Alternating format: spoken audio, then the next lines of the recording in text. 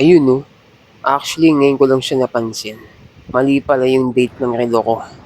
Ngayon, andito tayo sa CCF Main Ortigas, Pasig. Dahil may special event.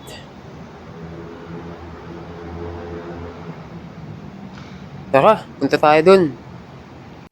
Andito tayo ngayon sa waiting lounge para sa mga bus passengers. First come, first serve ang bus. So once na mapuno na, okay nang umalis.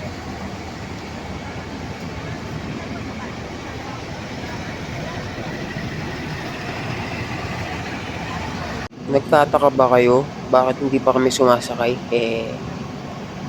Dahil sa bus 4 kami, naka-assign as a bus marshals.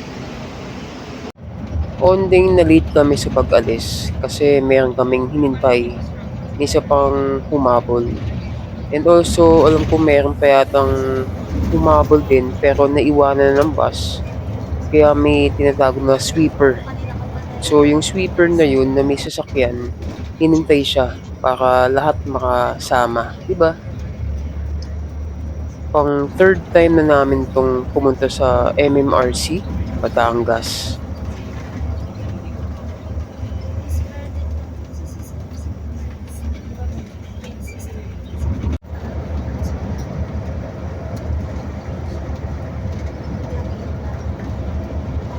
Praise God, wala masyadong traffic.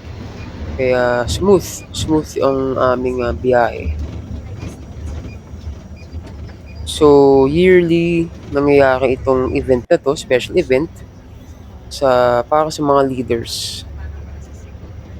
Leaders na tinawag ni Lord, saka syempre dapat may desire ka din. Desire to lead a flock na ibibigay ni Lord para sa'yo. Dito, nagkaroon na ng misdirection. Imbis na kumanan, kumaliwa. Siguro mga 10 to 15 minutes lang naman ng ligaw time namin. Praise God, nagkaroon ng sense of direction yung conductor ng bus namin. Di ba sabi ko kanina, yearly to. So nung first na nagkaroon nito, yun yung first din namin.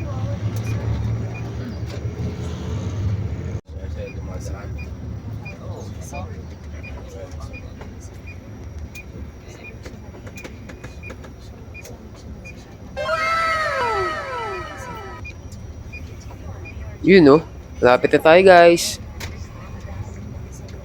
This is a 3-day special event. Sulit na sulit siya. Masarap matulog sa gabi. Siyempre sa gabi lang. At madaming learnings, siyempre. Saka puyatan, siyempre. Lalo na kung hindi ka sanay sa gisingan ng maaga. Malapit lang din siya guys. 1.5 to 2 hours lang siguro. Maximum na yung 2.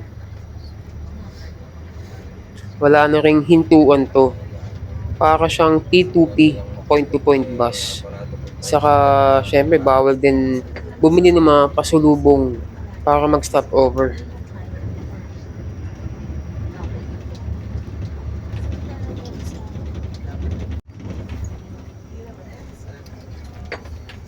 Ayan na, konting liku-liku na lang.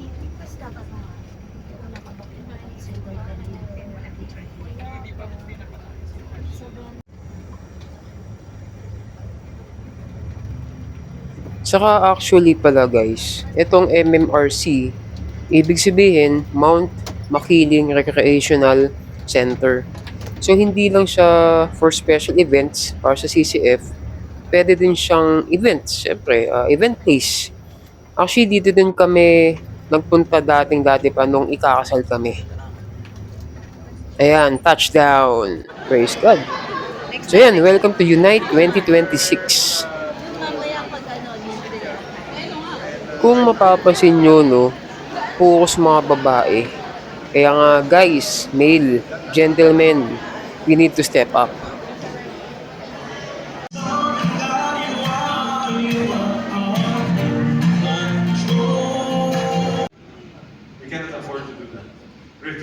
Ayan, start na ng lesson. Kaya huwag maingay. Taka. Do not watch out only for your own interests. It's okay. Put the oxygen mask on yourself first. Be on your guard yourself. But Last year nung pumunta kami dito, umuulan. Pero praise God, at least nung pumunta kami dito nun, wala pang ulan. So ngayon lang siya umuulan. At kung sa Manila, di ba, mainit. Eto naman, ayos lang. Kasi sa loob ng rooms, malamig.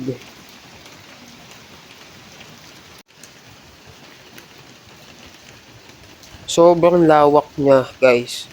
So hindi ko alam kung meron pa tong mga ipapatayo or ipapagawa. Pero siguro, enjoy na lang scenery, di ba? And also, hindi po ako nag-cutting classes. Ito ay mga, siguro yung mga isa sa mga break time namin. Kaya nakakalibot-libot naman ako.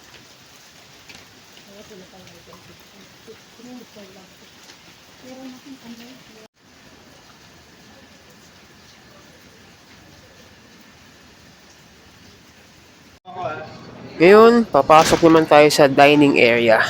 Dahil dinner time na.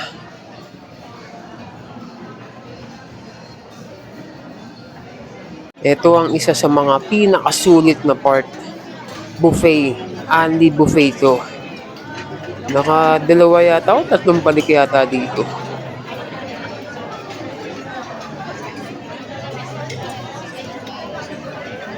Tiger Balm na usapan. Ang sarap ng kare-kare. Panalo.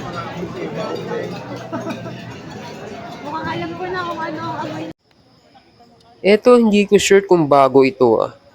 Kasi yun nga, nung naglilibot kami, so napansin ko lang na parang bago. Kasi maliit din mama mo, no? Nasa ano rin. Ito naman yung pool area. Yes, pwede mag-swimming dyan. Yung katawan mo din. Tingnan din. Good night! Go na. Pahingan na yan. Safe and secured naman din siya. Lasing kami.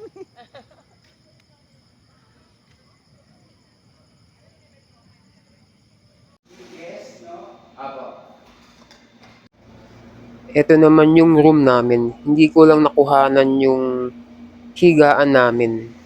Kasi gabi na nung time na to. So kung napansin nyo, yung wash area, then nakahiwalay din yung toilet saka sa shower. Which is better. Sa akin magandang idea to. Kasi dahil ilan ba kami sa kwarto. So hindi maghihintayan.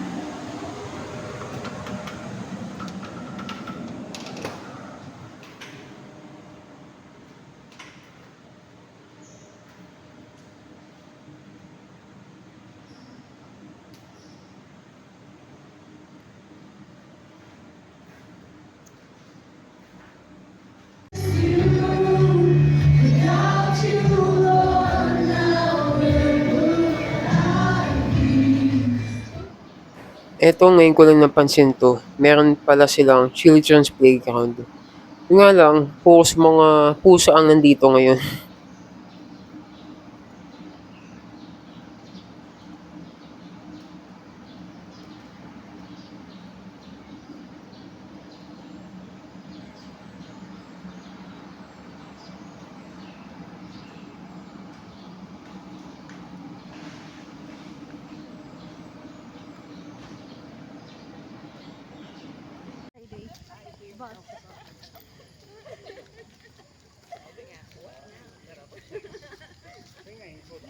So yun, good morning guys.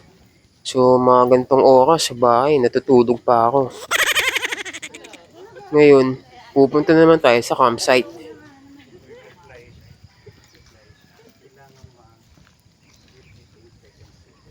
Kung ganito lang ang weather sa Manila, ang sarap maglakad. Pero actually guys, mahilig talaga ako maglakad.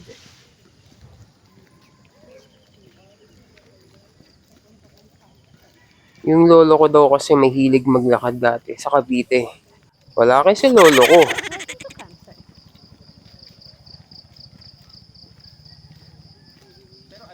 Hindi na namin naakyat ito kasi wala naman daw makikita pa. So tara, diretso pa tayo. Sila pa rin. Sabi ko sa'yo, pinapuno na yan. May isang kabayo dito, pangalan, COVID. So, meaning to say, matagal na tong MMRC. Kasi nung last parang sa JSG lang. Kung mapapansin nyo guys, no, parang wala namang masyadong lamppost or mga ilaw. So, ewan ko lang kung kakayanin pang puntahan to sa gabi. Siguro kung meron kang flashlight, di ba? Madali yun, green up lang yun. Oo. Yan ang pag ginagawa ng tita ko. Nagambila ba? Ayun no, forevermore oh. You were just a dream. Huwag na nga lang, buti hindi umulan. First time ko mag-mango picking guys, at etong nangyari. Walang hapde, walang anything. Basta namumula lang, and yun, parang natatapos yung balat. So hopefully sana mawala na rin ito. Ang laki no, pwede maghabulan dito. Pa!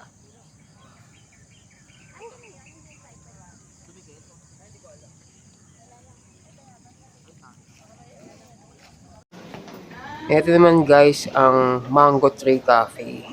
So, siya lang ang nag-iisang cafe dito. Ang best seller nila is the yogurt.